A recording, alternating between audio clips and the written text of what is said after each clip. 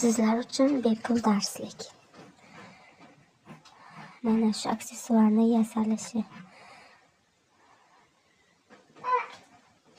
Bizga Xurram sim, kley, temir kley va metraj ko'z, ikkita kapalak va tur kerak bo'ladi.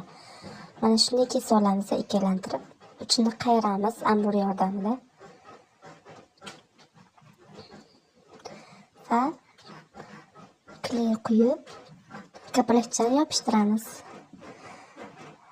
Bu yeriga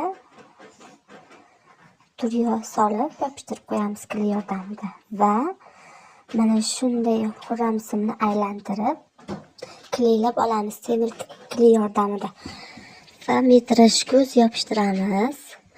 Oxirgacha sim bilan orasini o'rab chiqamiz. Tayyor.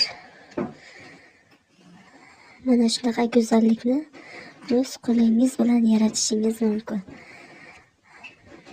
Yana bepul darsliklar tashlab boramiz. Kanalga obuna bo'lib qo'ying.